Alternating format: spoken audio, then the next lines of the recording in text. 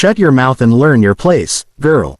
Officer Bradley Mitchell grabs his water bottle and deliberately pours it over pregnant Jasmine Washington's head.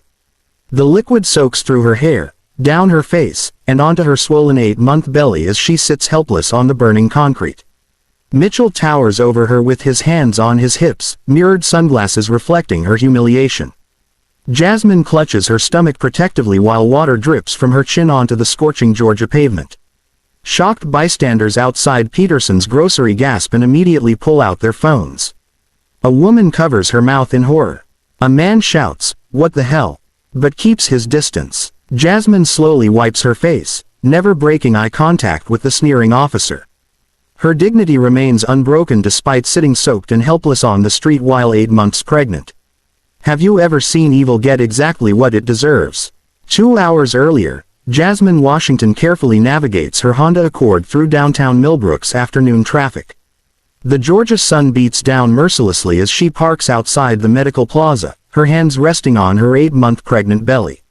She's still learning the streets of this small town. Just 2 months ago, she and her husband Daniel moved here from Atlanta when he accepted his new position. The transition has been harder than expected. Some neighbors wave politely, others stare with thinly veiled suspicion at the young black couple in their quiet subdivision. Jasmine checks her appointment reminder on her phone.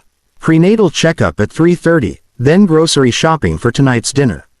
She moves slowly, feeling the baby's weight as she walks toward Drive Martinez's office. Her flowing blue maternity dress provides some relief from the oppressive heat. The appointment went well. The baby's heartbeat is strong, blood pressure normal. Dr. Martinez smiles warmly as she hands Jasmine her prenatal vitamin prescription. Everything looks perfect. You're doing great, Mama. 20 minutes later, Jasmine pulls into Peterson's grocery parking lot. The store sits on Main Street's busiest intersection, surrounded by local businesses and constant foot traffic. Security cameras mounted on every corner capture the steady stream of customers.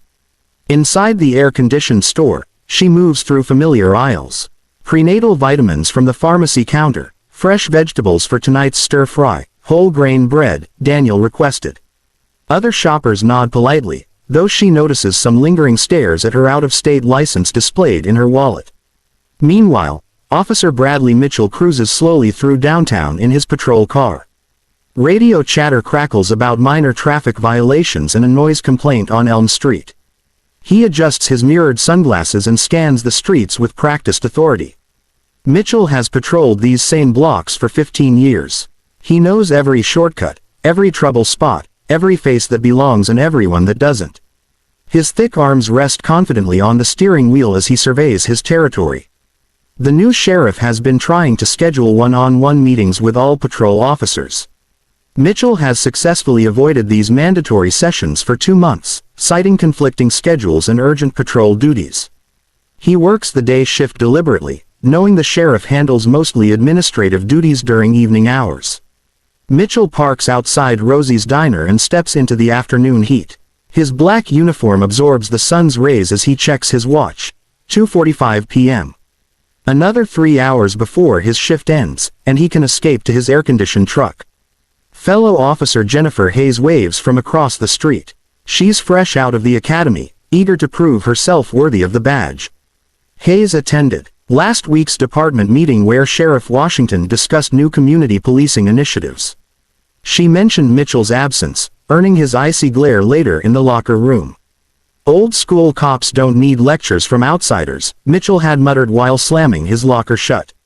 Hayes said nothing, but her uncomfortable expression spoke volumes. Millbrook itself reflects this growing tension between old and new. The town council recently voted 4-3 on police reform measures after a viral video 3 months ago showed excessive force during a routine arrest. Local news station WMLB has been investigating department practices, interviewing longtime residents about their experiences with law enforcement. Some citizens demand accountability and transparency. Others defend their police officers as hardworking professionals unfairly targeted by political correctness. Town meetings have become heated affairs where neighbors who once chatted pleasantly now argue across deep ideological divides. Mitchell climbs back into his patrol car and resumes his route. The radio remains quiet except for occasional status checks from dispatch. He drives past the courthouse where Confederate and American flags hang side by side. Past the new Ethiopian restaurant that opened despite community opposition. Past the recently integrated swimming pool that still draws protesters every summer. His phone buzzes with another meeting request from Sheriff Washington's office. Mitchell deletes it without reading and continues driving. He's heard enough about the new sheriff from other officers. Young, educated, progressive ideas about police work that contradict everything Mitchell learned from his father and grandfather, both retired cops themselves. Jasmine emerges from Peterson's grocery, carrying 2 paper bags filled with fresh produce and household necessities. The afternoon heat hits her immediately, making her slightly dizzy. She takes slow, measured steps toward her car, feeling the baby shift restlessly inside her womb. Her Honda Accord sits in the parking lot with out-of-state plates clearly visible. She loads groceries into the back seat and starts the engine, grateful for the blast of cold air from the vents. As she pulls onto Main Street, Officer Mitchell's patrol car falls in behind her at the traffic light. Officer Mitchell's patrol car follows Jasmine's Honda through 2 green lights before his overhead flashers suddenly burst to life. Red and blue strobes reflect off her rear-view mirror as the piercing siren cuts through the afternoon air. Jasmine's heart pounds as she immediately signals and pulls into the Peterson's grocery parking lot. She turns off the engine, places both hands on the steering wheel, and takes deep breaths to calm herself. The baby kicks restlessly against her ribs. Mitchell approaches the driver's side window with deliberate slowness, his heavy boots crunching on loose gravel. His mirrored sunglasses reflect Jasmine's anxious face as she rolls down her window. Sweet air conditioning escapes into the oppressive Georgia heat. License and registration, Mitchell commands without introduction. His voice carries the authority of 15 years wearing the badge. Step out of the vehicle. Jasmine reaches carefully for her purse, moving slowly to avoid any sudden gestures. Officer, may I ask what I did wrong? I believe I was following all traffic laws. Don't question me, just follow orders. Mitchell's jaw tightens as he watches her fumble through her wallet. I said step out of the vehicle now. Sir, I'm 8 months pregnant. Could I please remain seated? I have all my documents right here. Jasmine's voice remains respectfully calm despite her racing pulse. Mitchell interprets her reasonable request as defiance. His radio crackles as he calls for backup, though no emergency exists. Control, this is Unit 47 requesting additional support at Peterson's grocery. Traffic stop with an incooperative subject. Curious shoppers begin gathering near the store entrance. Some pull out phones to record while others whisper among themselves. The growing audience only fuels Mitchell's determination to assert his authority. Ma'am, I'm not asking again. Exit the vehicle immediately or you'll be arrested for obstruction. Mitchell's hand moves closer to his handcuffs as he speaks through clenched teeth. Jasmine complies reluctantly, using the car door for support as she struggles to stand. The scorching pavement radiates heat through her sandals while the baby's weight throws off her balance. She hands over her license and registration with trembling fingers. Mitchell examines her documents with exaggerated scrutiny. Georgia driver's license, but you've got out-of-state plates on this vehicle. That's a violation right there. We just moved here 2 months ago, sir. My husband's job transferred us from Atlanta. We're still updating our registration. Jasmine's explanation is truthful and reasonable. Sure you are. Mitchell's tone drips with skepticism as he studies her license photo. Jasmine Washington. New around here, huh? Better learn real quick how things work in this town. Officer Jennifer Hayes arrives in her patrol car. Sirens silent, but emergency lights flashing. She's barely 25 years old with 6 months of street experience. Hayes approaches cautiously, sensing the tension, but unsure how to intervene. What's the situation, Mitchell? Hayes asks, while observing Jasmine's obvious pregnancy and distressed condition. Routine traffic stop. The subject ran the stop sign back at Maple and 3rd. Mitchell's lie comes effortlessly. Security cameras at that intersection will later prove Jasmine came to a complete stop.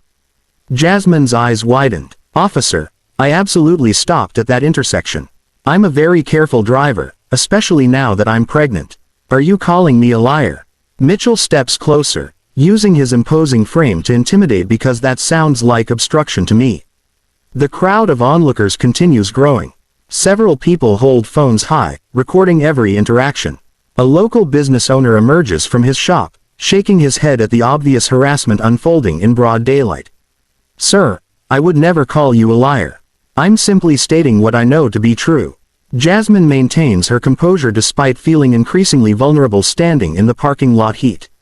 Mitchell notices the cameras and realizes his fabricated traffic violation won't withstand scrutiny. Rather than backing down, he decides to escalate. "I'm detecting the odor of marijuana coming from your vehicle. That gives me probable cause to search." "That's impossible, officer. I don't use any substances, especially while pregnant. You're welcome to have me tested." Jasmine's voice wavers slightly as she realizes the gravity of her situation. "Don't tell me what I can and cannot smell." Mitchell moves toward her car, his aggressive body language clear to every witness. "Hayes, watch the subject while I conduct a search." Officer Hayes looks uncomfortable, but follows orders. She positions herself near Jasmine while avoiding direct eye contact. Her silence speaks volumes about the department's culture of protecting fellow officers regardless of their actions. Mitchell begins aggressively searching Jasmine's Honda, pulling items from the glove compartment and center console. He dumps her purse contents onto the hood, scattering prenatal vitamins, medical appointment cards, and family photos across the hot metal surface. "Please be careful with those," Jasmine pleads. "Some of those photos are irreplaceable. Should have thought about that before breaking the law." Mitchell continues his invasive search, clearly hoping to find something incriminating. Finding nothing, his frustration grows visibly. The afternoon sun beats down mercilessly on the asphalt parking lot. Jasmine begins showing signs of heat exhaustion, slight swaying, perspiration beading on her forehead despite her efforts to stay calm. The baby kicks uncomfortably against her overheated body. "Officer, could I please sit down or move to some shade? This heat is making me dizzy." Her request is medically reasonable and obviously necessary. "You stand right there until I'm finished." Mitchell's callousness shocks even some of his usual supporters in the crowd. A pregnant woman's welfare should transcend any political divisions. An elderly woman from the crowd calls out, "Let her sit down for heaven's sake. She's pregnant." Several others murmur agreement, creating mounting social pressure. Mitchell spins around to face the witnesses. "Does anyone else want to interfere with a police investigation? I've got plenty of handcuffs for the whole crowd." His threat temporarily silences the onlookers, but phones continue recording. Social media posts are already appearing online with hashtags like #PregWomanAbused and #MillbrookPolice. Hayes shifts nervously from foot to foot. Her academy training emphasized de-escalation and community relations, but speaking up against a senior officer could end her career before it starts. She watches Jasmine struggle in the heat and feels her conscience battling her professional survival instincts. "Mitchell, maybe we should," Hayes begins tentatively. "Maybe you should focus on doing your job instead of second-guessing mine." Mitchell snaps without looking up from his fruitless search. Jasmine clutches the car door for support as another wave of dizziness washes over her. The combination of pregnancy, stress, and oppressive heat is taking its toll. She needs water, shade, and medical attention. But Mitchell seems determined to deny her basic human decency. "Please, officer, I think something's wrong. The baby hasn't moved in several minutes." Genuine fear creeps into Jasmine's voice as she realizes her child might be in distress. Mitchell finally looks up from his search, empty-handed and increasingly frustrated. He's found no contraband, no evidence of wrongdoing, nothing to justify his aggressive treatment of a pregnant woman. The growing crowd and recording phones have trapped him in a situation of his own making. Rather than show mercy or professional judgment, Mitchell makes the decision that will define both their futures. Mitchell slams Jasmine's car door shut with unnecessary force. The metallic bang echoes across the parking lot as frustrated rage clouds his judgment. He's found nothing incriminating despite his aggressive search. Yet backing down now would signal weakness to the growing crowd of witnesses. "Since you want to play games, we're doing this the hard way." Mitchell's voice carries a dangerous edge as he moves closer to Jasmine. "Turn around and place your hands on the vehicle." Jasmine's eyes widened in disbelief. "Officer, what are you arresting me for? I haven't broken any laws." "Obstruction of justice, failure to comply with lawful orders, and suspicious behavior."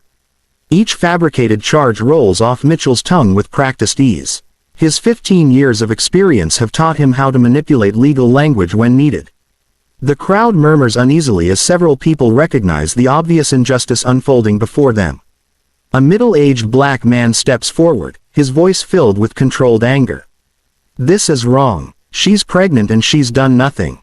Mitchell whirls around, his hand instinctively moving toward his service weapon. "Step back right now or you'll join her." The threat of violence silences the man, but intensifies the crowd's outrage. Officer Hayes watches helplessly as her colleague spirals deeper into abuse of authority. Her radio remains silent. She could call for a supervisor, but knows that would end her career. The unwritten code of police loyalty conflicts with everything she learned about proper procedure. "Mitchell, maybe we should just write her a warning." And Hayes attempts to intervene once more. "Shut up, Hayes. You follow my lead or find another job." Mitchell's verbal assault on his junior colleague reveals his complete loss of professional control. Jasmine struggles to turn around while supporting her pregnant belly. The baby kicks frantically against her ribs as stress hormones flood her system. Standing in the direct sunlight for 20 minutes has left her lightheaded and nauseated. "I need to sit down, please. Something's wrong with the baby." Her plea carries genuine medical urgency, but Mitchell interprets it as manipulation. "Nothing's wrong except your attitude." Mitchell positions himself directly behind Jasmine, forcing her to lean against the scorching hot car. The metal hood burns through her maternity dress while the asphalt radiates heat beneath her sandaled feet. The late afternoon sun beats down mercilessly on the exposed parking lot. Heat waves shimmer off the pavement while Jasmine's dark maternity dress absorbs every degree of the oppressive temperature. Her face flushes red as dehydration symptoms begin manifesting. A local business owner emerges from his shop carrying a bottle of water. "Officer, at least let her drink something. It's 95 degrees out here." Mitchell blocks the man's approach with an outstretched arm. "Nobody interferes with my investigation. Get back inside before I arrest you, too." The business owner reluctantly retreats, but his frustrated expression mirrors the crowd's growing anger. Several people are now live streaming the incident on social media platforms, adding real-time commentary about police brutality and racial profiling. "This is absolutely disgusting," a woman narrates into her phone camera. "A pregnant black woman being tortured by police in broad daylight. This is Millbrook, Georgia, and this is happening right now." The live stream viewer count climbs rapidly as shares and notifications spread across multiple platforms. Comments pour in from viewers expressing outrage and demanding the officer's identification and badge number. Jasmine's breathing becomes shallow and rapid. Heat exhaustion symptoms intensify as perspiration soaks through her dress. She grips the car's side mirror for support while trying to protect her unborn child from the crushing heat. "Please, officer, I think I'm having complications. The baby isn't moving normally." Medical distress replaces fear in her voice as maternal instincts override personal safety concerns. Mitchell notices the growing crowd and multiple recording devices. Instead of recognizing the legal liability he's creating, his ego demands victory regardless of consequences. He's committed too far to retreat without losing face completely. "You should have thought about your baby before you decided to break the law," Mitchell responds callously. His words shock even his usual supporters in the crowd as basic human decency evaporates. An elderly white woman shakes her head in disgust. "I've lived in this town 70 years and never seen anything so shameful. That poor girl needs help, not harassment." Her words carry weight among longtime residents who remember when community policing meant protecting everyone equally.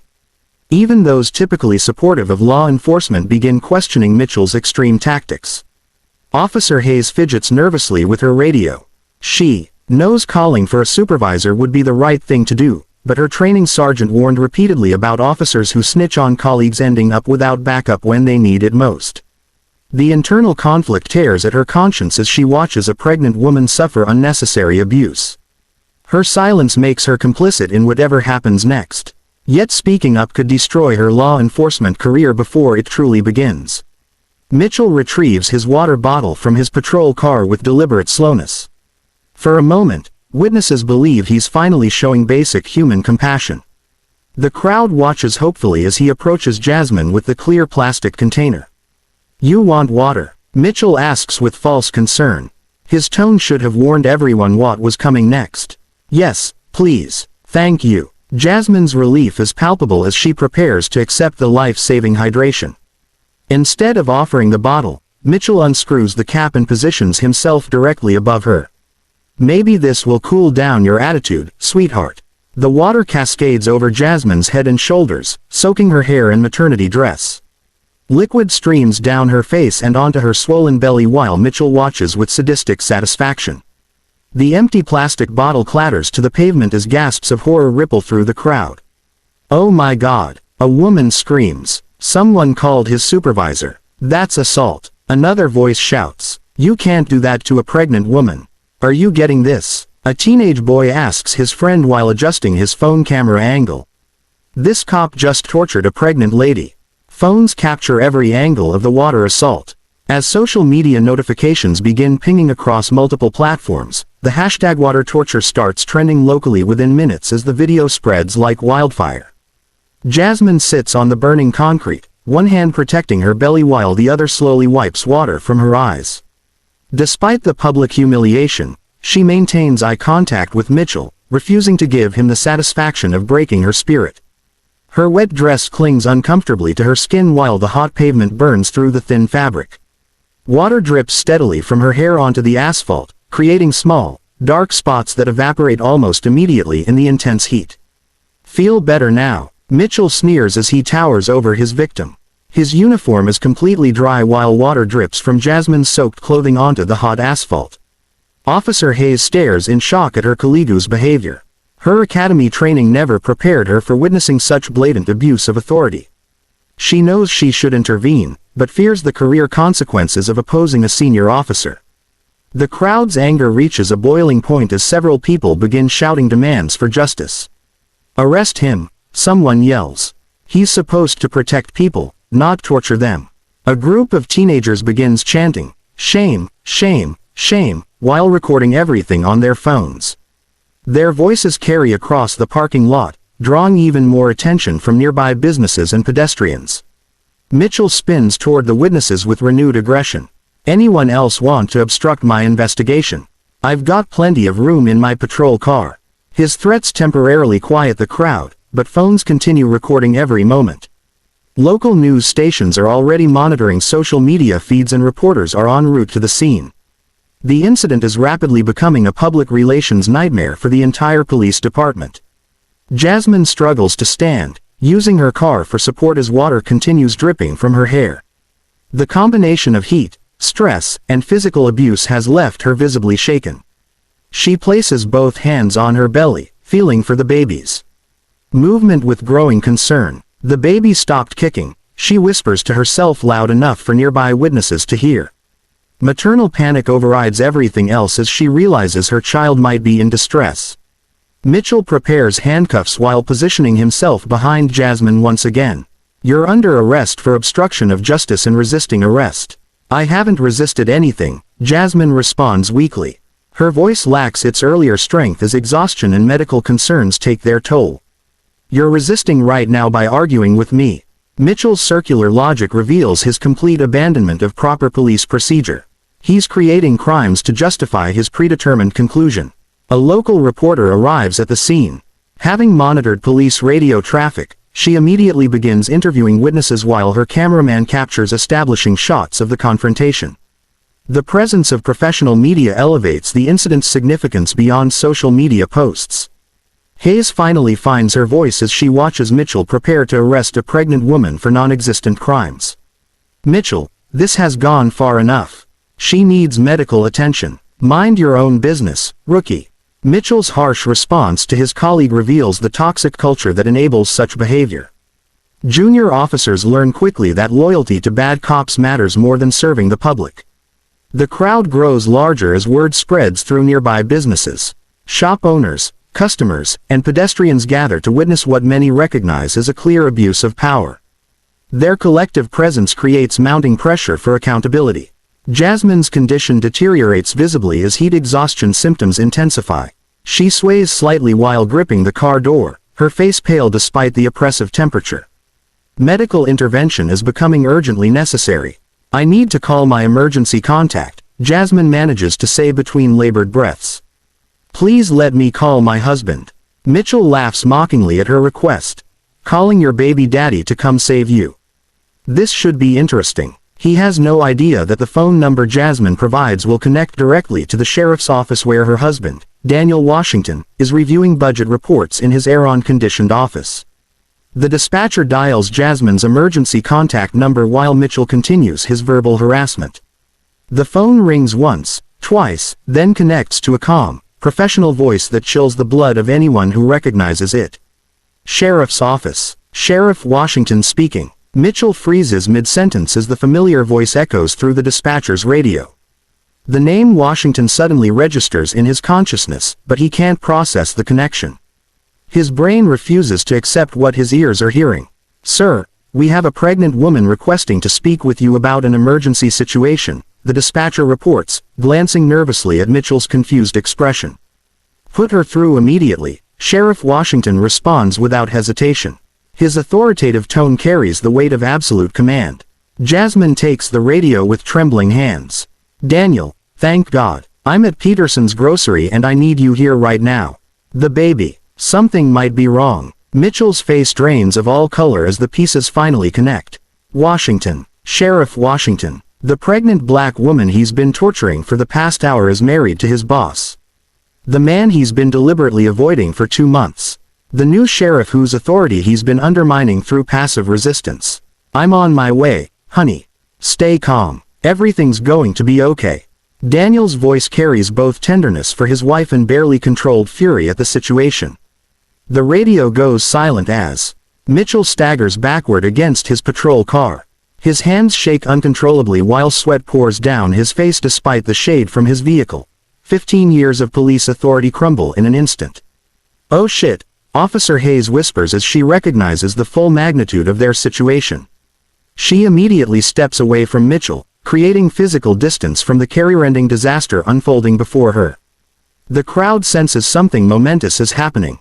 Whispered conversations spread through the gathered witnesses as those who recognize the sheriff's name explain to others. Cell phone cameras capture Mitchell's dawning horror in high definition. Did he just torture the sheriff's wife? Someone asks in disbelief. He's dead. His career is over. Another voice responds with certainty. 3 minutes later, an unmarked black SUV with government plates arrives at the scene. The vehicle moves with quiet authority through the crowd as people instinctively step aside. Every longtime Millbrook resident recognizes that SUV. Sheriff Daniel Washington emerges from the driver's seat wearing his full-dress uniform. At 6 feet 3 inches tall, with broad shoulders and commanding presence, he radiates the kind of natural authority that can't be faked or learned. His badge gleams in the afternoon sunlight. Mitchell initially doesn't recognize the man approaching. The sheriff looks younger than expected, more athletic, more imposing. This isn't the bureaucratic administrator Mitchell imagined during their months of avoiding each other. Who called the county? This is a city jurisdiction. Mitchell protests weakly, still not comprehending who stands before him. Daniel ignores Mitchell completely and walks directly to his wife. His professional mask slips for a moment as tender concern replaces official authority. Jasmine, are you hurt? How's the baby? I think we're okay now. She responds while leaning into her husband's protective embrace. But something felt wrong for a while there. The crowd watches in fascination as the tall uniformed man helps his pregnant wife to her feet with gentle care. His wedding ring catches the sunlight as he steadies her swaying form. Mitchell squints at the approaching figure trying to process the uniform details. The shirt displays sergeant stripes, but something seems wrong. Too many stripes. Too much brass. His brain struggles to decode the rank insignia. Wait, that's not. Mitchell's voice trails off as he finally reads the embroidered nameplate. Washington Sheriff. The realization hits like a physical blow. This black man in the impressive uniform isn't county backup or state police.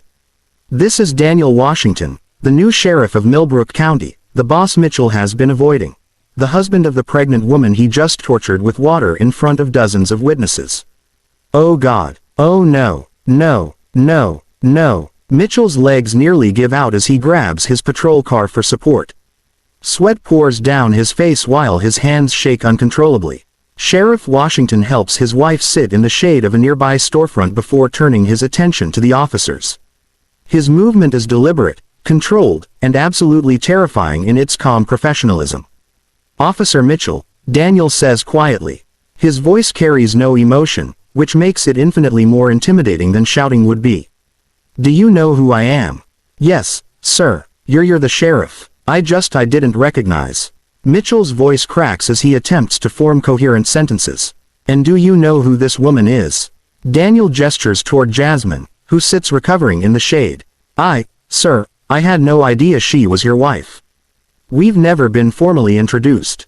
"Different shifts. I was going to." Mitchell's desperate excuses tumble out in a panicked rush. "So, you've been avoiding department meetings for 2 months, haven't you?" Daniel's question lands with surgical precision. Mitchell realizes his pattern of avoidance has been noticed and documented. His attempts to circumvent the new sheriff's authority have been meticulously recorded. There will be no plausible deniability. "Sir, I can explain everything. This is all a misunderstanding. I was just doing my job." "And your job?" Daniel's voice rises slightly for the first time. "Your job is to pour water on pregnant women." The crowd murmurs appreciatively as their new sheriff demonstrates exactly the kind of leadership they hoped for when he was appointed. Cell phone cameras capture every moment of Mitchell's professional execution. Officer Hayes steps forward with her hands raised in surrender. "Sheriff, I tried to stop him. I told him this was wrong, but he wouldn't listen." Daniel studies the junior officer carefully. "We'll discuss your role later, Officer Hayes. Right now, my concern is my wife's medical condition and this officer's complete violation of his oath." Mitchell attempts one final desperate plea. "Sheriff, please, I've got 15 years on the force, my pension, my family. Please don't destroy my life over a misunderstanding." Daniel looks at his pregnant wife sitting exhausted in the shade, then back at the pathetic officer, begging for mercy. He showed no one else. "Officer Mitchell, you're suspended immediately pending investigation." Sheriff Washington extends his hand toward Mitchell with calm authority. "Your badge and service weapon now." Mitchell's trembling fingers fumble with his badge holder as the weight of his destruction settles in. 15 years of police authority dissolve in seconds as he reluctantly removes the star-shaped symbol from his chest. The metal feels impossibly heavy in his sweating palm. "Sir, please reconsider. I've got 2 kids in college and a mortgage. This job is everything to me." Mitchell's voice cracks with desperation as he realizes his pension and benefits are disappearing before his eyes. "You should have considered that before you tortured my pregnant wife in public." Daniel's response carries no sympathy as he accepts the badge and drops it into an evidence bag. The service weapon comes next, removed from its holster with shaking hands. Mitchell's identity as a law enforcement officer vanishes completely as he surrenders the tools of his former authority. The crowd watches silently as power transfers from oppressor to protector. Officer Hayes quickly removes her own badge and weapon before being ordered to do so. "Sheriff, I want to cooperate fully with any investigation. I should have stopped this sooner." "Yes, you should have." Daniel's assessment is brutally honest, but not without compassion for the junior officer's impossible position. "You're also suspended pending review of your actions." Paramedics arrive at the scene after being called by concerned witnesses. They immediately focus on Jasmine's condition, checking her blood pressure and monitoring the baby's heartbeat with portable equipment. The medical attention Mitchell denied her for an hour materializes instantly under proper leadership. "Ma'am, your blood pressure is elevated but not dangerous. The baby's heartbeat is strong and regular." The paramedics' reassuring words bring visible relief to both Jasmine and Daniel. Mitchell makes one final attempt at damage control. "Jasmine, Mrs. Washington, I sincerely apologize for any misunderstanding. I was just following protocol for traffic stops." Jasmine looks at him with a mixture of pity and disgust. "There was no misunderstanding, Officer Mitchell. You deliberately humiliated me because of my race. You poured water on a pregnant woman in 95 degrees heat." Her calm dignity in the face of his pathetic apology demonstrates the vast character difference between victim and perpetrator. The crowd nods appreciatively at her measured response to his insincere attempt at reconciliation. Daniel reads Mitchell his constitutional rights in full view of the assembled witnesses. "You have the right to remain silent. Anything you say can and will be used against you in a court of law." The irony of a black sheriff reading rights to a white officer who just committed civil rights violations isn't lost on anyone present. Cell phone cameras capture every word of the historic moment. Local news reporter Sarah Lane arrives with her camera crew just as Mitchell is being formally processed. Her live broadcast reaches thousands of viewers immediately as the story begins spreading beyond social media. This is Sarah Lane reporting live from Millbrook, where we're witnessing the aftermath of a shocking incident involving police misconduct. A pregnant black woman was allegedly assaulted by Officer Bradley Mitchell before her husband, Sheriff Daniel Washington, arrived at the scene. The news crew's presence elevates the incident from local controversy to statewide attention. Mitchell realizes his humiliation will be broadcast across Georgia within hours. Multiple witnesses eagerly approached the news crew to provide their accounts of Mitchell's behavior.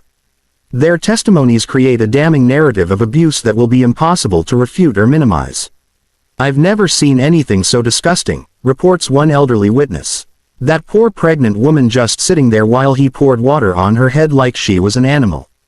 Daniel coordinates with the arriving investigators while maintaining protective oversight of his wife. His professional demeanor impresses everyone present as he balances personal concern with official duties. "I want a complete investigation by Internal Affairs and the State Bureau. Every witness interviewed, every video analyzed, every policy violation documented." His instructions leave no room for departmental cover-up or minimization. Mitchell sits in the back of a patrol car as his former colleagues process the scene around him. The vehicle's air conditioning provides relief from the heat, but nothing can cool the burning shame of his public destruction. Hayes provides a detailed statement to investigators, clearly establishing her attempts to intervene and Mitchell's refusal to listen. Her cooperation may save her career while ensuring Mitchell's termination. Social media explodes with outrage as videos of the incident spread across multiple platforms. $, water torture, and $. Millbrook police trend nationally as viewers demand justice and accountability.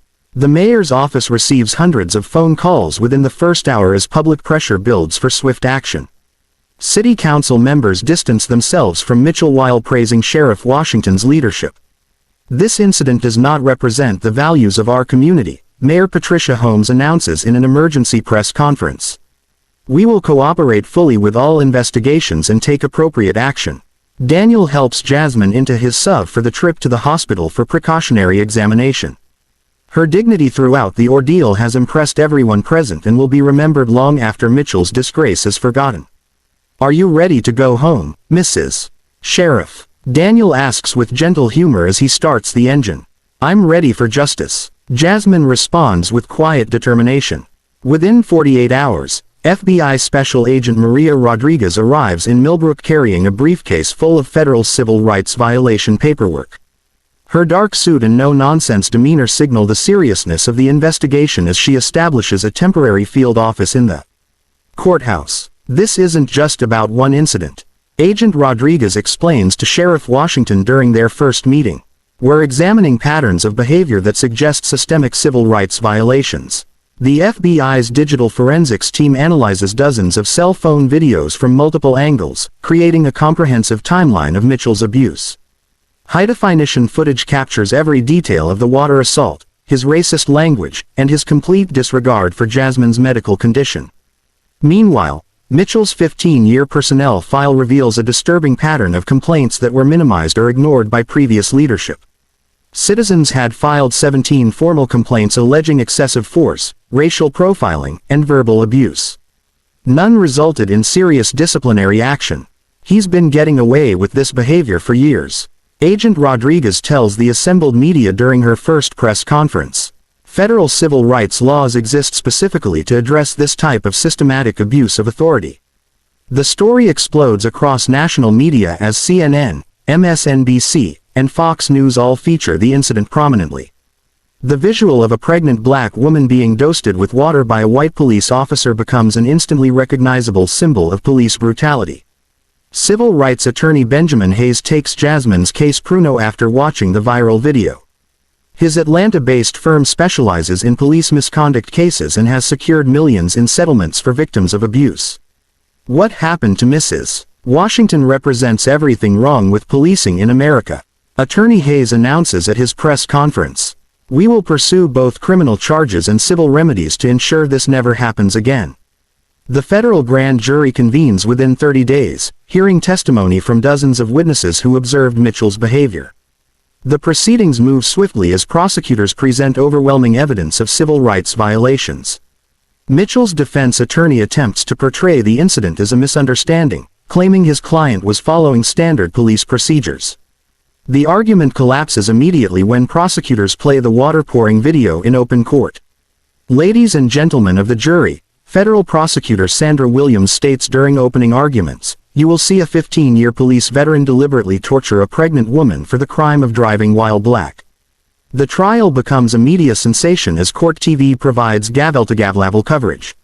Expert witnesses testify about the medical dangers of forcing pregnant women to stand in extreme heat without water or shade. Dr. Elizabeth Martinez, Jasmine's obstetrician, takes the witness stand to explain the serious risks Mitchell's actions pose to both mother and child. Heat exhaustion during pregnancy can cause premature labor, placental abruption, and fetal distress. This officer's behavior was medically reckless. The prosecution methodically presents video evidence from 17 different camera angles, creating an undeniable record of Mitchell's abuse. Each clip shows different aspects of his cruelty, from the illegal search to the water assault. Witness after witness testifies about Mitchell's pattern of racist behavior toward black citizens. Former victims emerge from years of silence to share their experiences with the same officer who tortured Jasmine. "He pulled me over 6 times in 2 years for nothing," testifies Marcus Johnson, a local teacher. "Always the same harassment, always the same racial slurs. I stopped driving through certain parts of town just to avoid him." Mitchell's defense strategy centers on claiming he feared for his safety during a routine traffic stop. The argument becomes laughable when prosecutors demonstrate that Jasmine was 8 months pregnant. Unarmed, and completely compliant throughout the encounter, Officer Hayes testifies for the prosecution, describing Mitchell's pattern of misconduct and the department culture that protected him. Her testimony proves devastating as she details multiple incidents she witnessed but was afraid to report. "I knew what he was doing was wrong," Hayes admits under oath. "But I was told repeatedly that officers who report colleagues don't get backup when they need it. The message was clear: stay silent or find another job." The jury deliberates for only 4 hours before returning guilty verdicts on all federal charges. Civil rights violations, assault under color of authority, and conspiracy to deprive constitutional rights. Judge Patricia Stevens delivers a harsh sentence during the penalty phase. "Your actions represent everything law enforcement should never be. You used your badge as a weapon against an innocent pregnant woman." Mitchell receives 5 years in federal prison plus 3 years supervised release. The sentence sends shock waves through police departments nationwide as officers realize the federal government will prosecute civil rights violations aggressively. This sentence demonstrates that no one is above the law. U.S. Attorney General Lisa Thompson announces from Washington, "Federal civil rights protections exist to prevent exactly this type of abuse." The civil lawsuit settles for $2.5 million with the city accepting full responsibility for Mitchell's actions. The settlement agreement includes mandatory reforms to prevent similar incidents in the future. Police Chief Robert Thompson resigns under pressure after the FBI investigation reveals his systematic failure to address Mitchell's pattern of misconduct.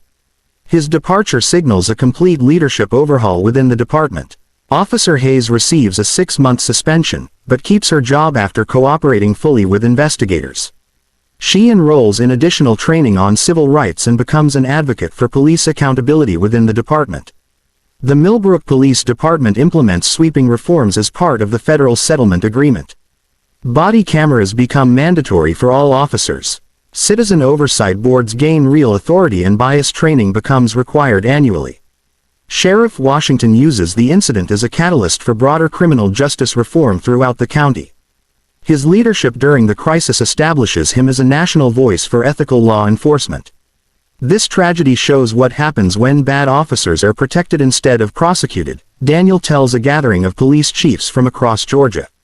"We must choose between protecting bad cops or protecting good communities." The incident becomes a case study in police mise nationwide as instructors use the video to demonstrate how not to conduct traffic stops. Mitchell's name became synonymous with police misconduct in law enforcement training materials. Congressional hearings on police reform cite the Millbrook incident as evidence for stronger federal oversight of local police departments. Lawmakers from both parties condemn Mitchell's actions while praising Sheriff Washington's leadership. The contrast between these two officers couldn't be clearer. Congressman James Wilson states during committee hearings, "One represents everything wrong with policing.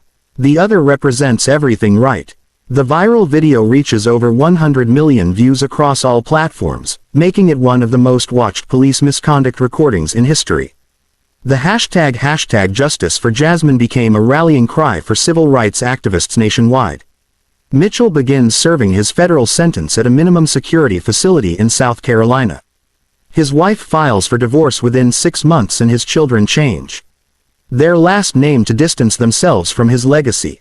The case establishes important legal precedent for prosecuting police officers who commit civil rights violations. Federal prosecutors cite the Millbrook precedent in dozens of subsequent cases against abusive officers.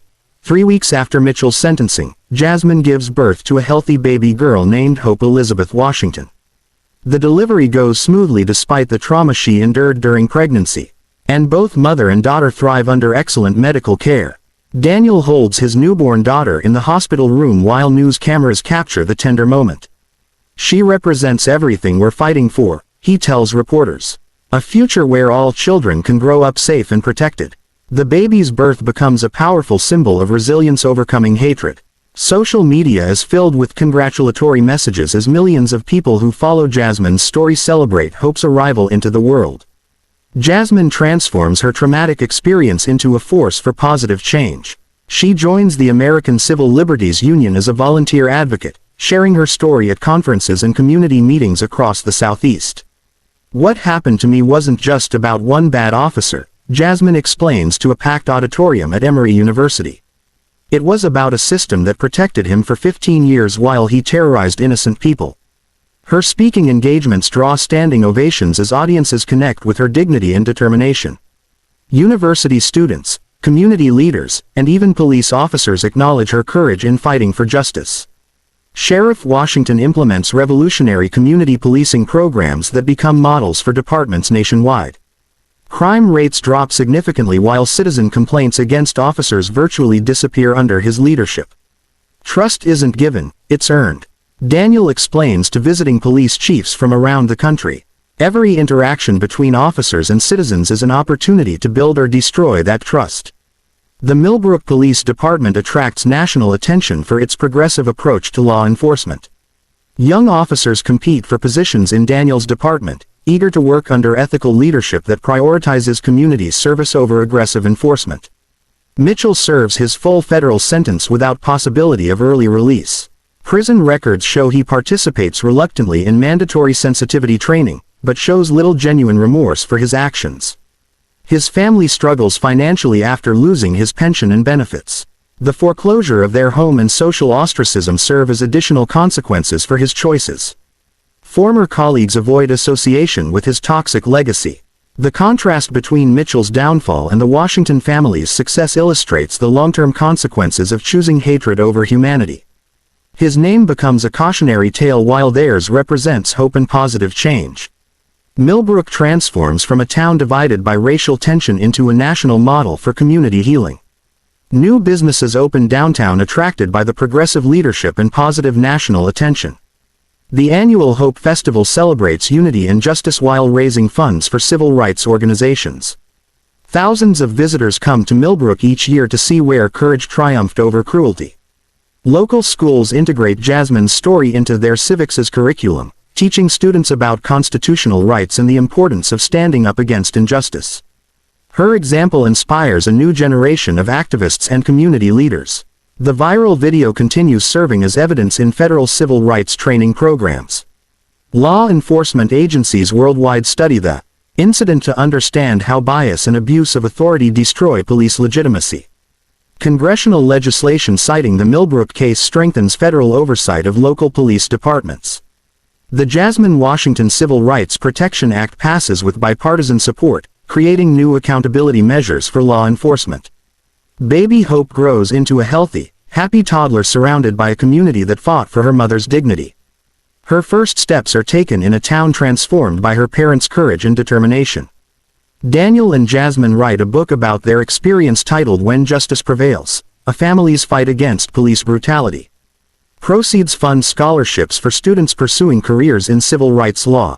The book became a bestseller, reaching audiences far beyond those who saw the original video. Readers around the world find inspiration in their story of perseverance and ultimate triumph over injustice. 3 years later, Mitchell remains in federal prison while the Washington family thrives.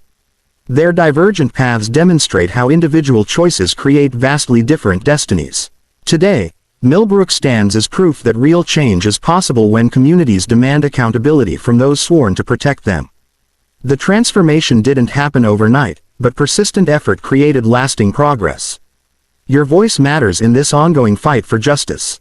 Vote in every election. Attend city council meetings and demand transparency from your police department.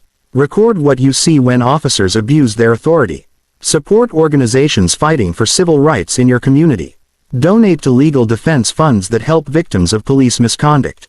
Share stories of both injustice and successful reform efforts. The next time you witness someone being treated unfairly because of their race, will you speak up or stay silent? Will you be a bystander or a witness for justice? What kind of community do you want your children to inherit?